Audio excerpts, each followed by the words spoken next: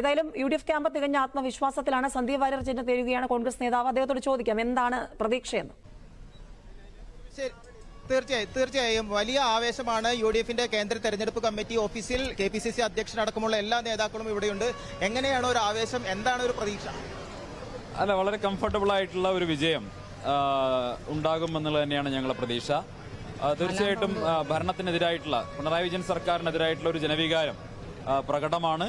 അത് തീർച്ചയായിട്ടും ഇവിടെ UDFന്റെ ഒരു വിജയത്തിലേക്ക് നയിക്കുമെന്നാണ് പ്രതീക്ഷ. എന്തായാലും വോട്ടെണ്ണി തുടങ്ങിയിട്ടല്ലേ ഉള്ളൂ, പൂർത്തിയാവട്ടെ. തീർച്ചയായിട്ടും നല്ല ഒരു മികച്ച വിജയം UDFന്റെ സ്ഥാനാർത്ഥി അരുൺ ഷൗക്കത്തിനുണ്ടാവും. UDFന്റെ ശക്തി കേന്ദ്രങ്ങളിൽ വോട്ട് കുറഞ്ഞു എന്നുള്ളൊരു ആശങ്കയുണ്ടോ? ഇല്ലില്ല, അത്തരത്തിൽ യാതൊരു ആശങ്കയില്ല. തെരഞ്ഞെടുപ്പാണ്, സ്വാഭാവികമായിട്ടും പല ഘടകങ്ങളും ഉണ്ടാവും. ആ നമുക്ക് ഓരോ ബൂത്തിന്റെയും അടിസ്ഥാനത്തിൽ എന്താണ് വന്നിട്ടുള്ളത് നോക്കിയിട്ടേ പറയാൻ പറ്റുള്ളൂ. എന്തായാലും നല്ല വിജയം തന്നെ UDF നേടും. അൻവർ ഒരു ഫാക്ടറായി നിലനിൽക്കുന്നുണ്ടല്ലോ എപ്പോഴും. ഞാൻ പറഞ്ഞില്ല, ഇവിടെ ഒരു പോരാട്ടം എന്ന് പറഞ്ഞത് ഭരണത്തിനെതിരായിട്ടുള്ള ജനങ്ങളുടെ വല്ലാത്തൊരു വികാരം ഉണ്ടായിരുന്നു. ആ ഭരണവിരുദ്ധ വോട്ടുകൾ അത് ഏത് രീതിയിലാണ് പോയിട്ടുള്ളതെന്ന് വോട്ടെണ്ണി കഴിഞ്ഞാലേ പറയാൻ സാധിക്കുള്ളൂ.